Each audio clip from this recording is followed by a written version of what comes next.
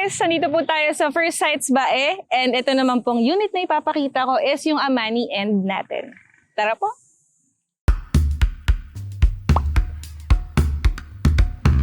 For the Amani end, same po ang floor area, 36 square meters pa din, same kay Amani inner. And ang typical lot area po natin ay 55 square meters. Again, included po si gate, tsaka si fence upon turnover, may perimeter fence na po tayo. And yung mga turf stone, tsaka landscaping, ito lang po yung hindi included. Pero meron na po tayong provision for one carport na micro cars. Micro cars, again, like sila Wigo, sila Honda Brio, yung mga maliliit na cars, kasyang-kasya po dito. And ito po yung difference ni Amani Inner kay Amani End. Kasi meron po tayong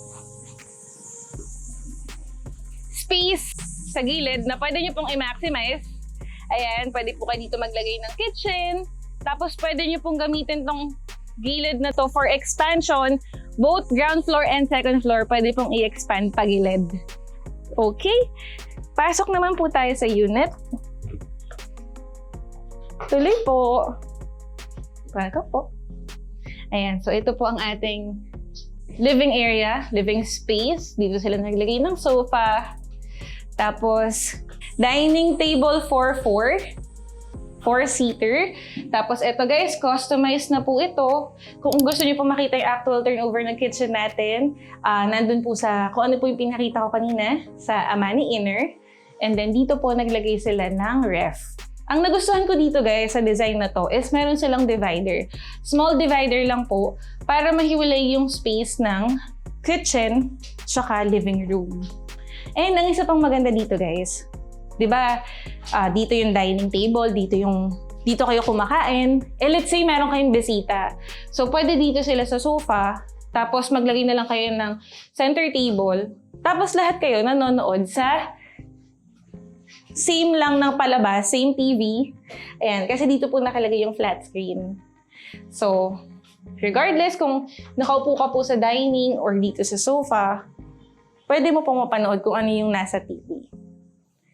Ayan. Tapos, naglagay sila ng storage sa ilalim.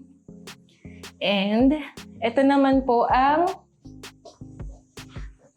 Ayan. Ito naman po ang ating toilet and bath.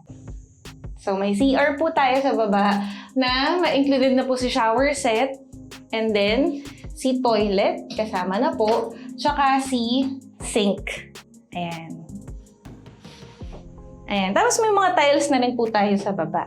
Simpleng-simple lang po yung in-add nila. Naglagay sila ng fixtures, accessories, and mirror. Ang turnover po natin, wala sila masyadong binago. Kasi ito pa rin yung walls natin, color white pa din. Ayan. Tapos dito naman po sa kabila ang ating service area. Ang maganda nga po sa service area ni Amani End is pwede nyo i-maximize yung space na to. Kung gusto nyo pong ilabas yung kitchen, pwedeng-pwede. Kung after turnover, gusto nyo na po agad magpa-expand, gawin nyo hanggang dito yung kitchen, dito yung pintuan. So, pwede po. Tsaka, sabi ko nga kanina, di ba, expandable po ang Amani series, both ground floor and second floor. So, pati second floor, pwede nyong i-expand papunta dito.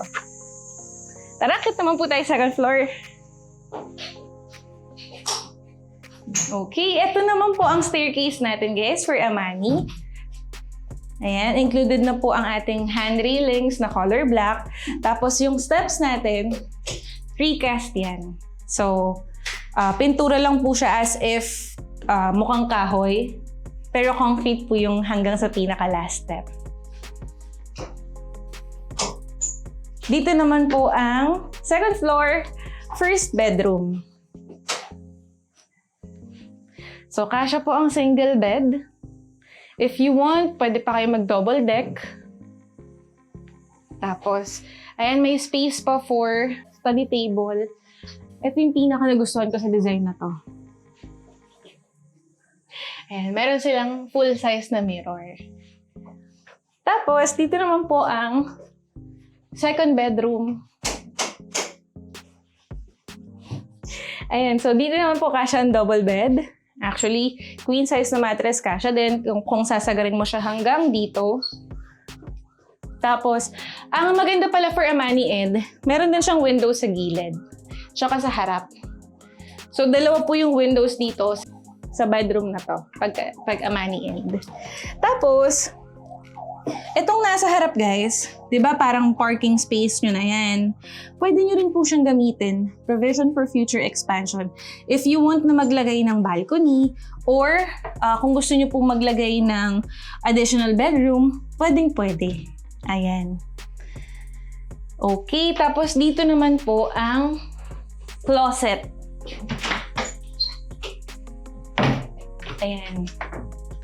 So, kung madami kayong damit, meron akong mga clients dito guys, young professionals. I have clients na kumuha ng Amani. Since mag-isa lang silang titira, ang ginawa nila, yung isang kwarto po is talagang bedroom nila. And yung isang kwarto, eto, ginawa nilang walk-in closet lang. Andyan yung mga bags, yung damit, yung sapatos.